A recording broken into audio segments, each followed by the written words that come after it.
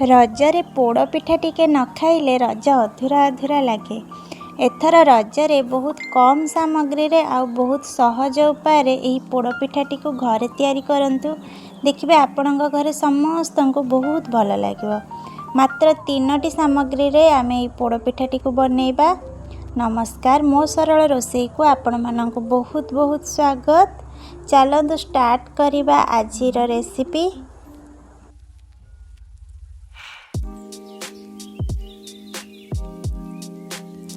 मु प्रथमे चाउल चूना घरे केमती बनैबे सेटा बतेइबी। आपण एही पिठाटी को बनैबा पई मार्केट रो चाउल गुंड भी यूज करि परिबे। सेथरे पिठार टेस्ट रे किछि भी परिवर्तन हबो नाही।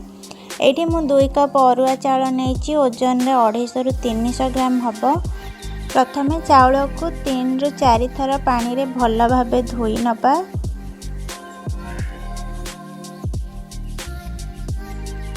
3 थर धोइला पर ये देखो पानी आमर धीरे धीरे परिष्कार होलानी। बास एथरक आम ये पानीटा को निगाड़ी देला पर एबे फ्रेश पानी एथरे ढालिबा। ढालिकी आपको 7 रु 8 घंटा रेस्ट पाई छाड़ीदबा। टिके चाउलटा आमर नरम हो जिवो।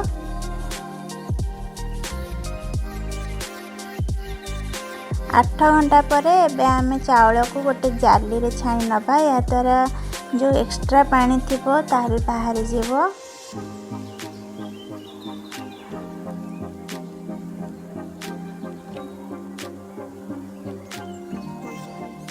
चाउल को छाणी सारिया परे आमे गोटे परिष्कार कपड़ा रे चाउल को आधा घंटा पाई खेले की रखीदबा।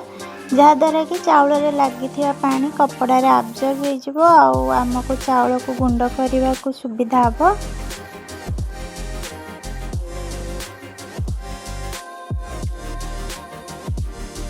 आधा घंटा पर ये देखंतु चाउल को धरिले हाथ रे पानी लागुनी। एबे चलंतु आमे चाउल को गुंड करि नबा।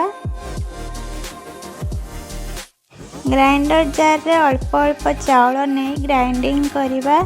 तापरे चाउल गुंड को चला साहाय्य रे चले नबा। या द्वारा हमको चाउल रो पूरा फाइन गुंड मिल जिवो, जोटा कि पिठा कले बहुत भल हबो। ए देखंतु मु सबु चाउल को गुंड कर नेछि। आ ये जो मोटा दाना रहिला ताको आमे रखी दबा। पर अलगा कोथरे भी आमे यूज करि परिबा ताको।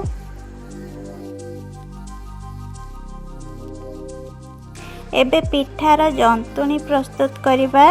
सेथि पई गोटे कड़ाई नै जिबा। एथिरे 2 ग्लास पानी दबा, हाफ चम्मच लूण दबा, आउ 200 ग्राम गुड़ दे दबा। आपण जदि अधिका परिमाण रे करूछंती आ गुड़ केते देबे जानि पारु नांती ताले पानी को चाखी की सेथिरे लूण आ गुड़ ऐड करि परिबे। गुड़ मेल्ट होबा पई छाड़ी दबा।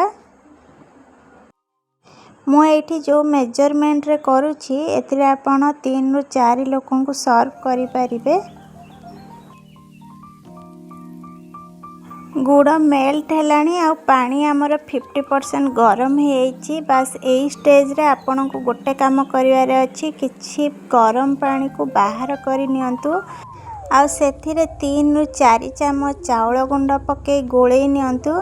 एईटा गोटे सीक्रेट प्रोसेस जहा द्वारा आपण को जंतुणी केबे भी बिंडा बिंडा हबनी आ पिठा बनेबे बहुत सॉफ्ट हबो। देखंतु मु एठी 3 चम्मच चाउल गुंड पके गोळे नेछि।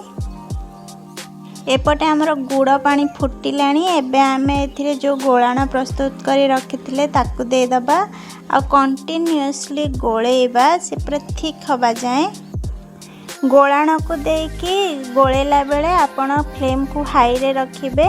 तापरे थिक हे सारला परे फ्लेम रो आंच को आपण लो कर देबे। एबे हमें एथिरे नड़िया ऐड करिया। मु एठी फाळे नड़िया को पूरा छोट छोट पीस करी काटी नेछि। ताकू पके की गोळे नबा। बस आमर ए 3टा इंग्रेडिएंट्स ही ए पोड़ पिठा रे लागिबो। गुड़, चाउल चूना आ नड़िया। ता छड़ा किछि भी एथिरे ऐड हबनी। ता सहित एबे देखंतु मु एठी चाउल चूना ऐड करूछि। आपण अल्प अल्प चूना पके की गोळे नेबे।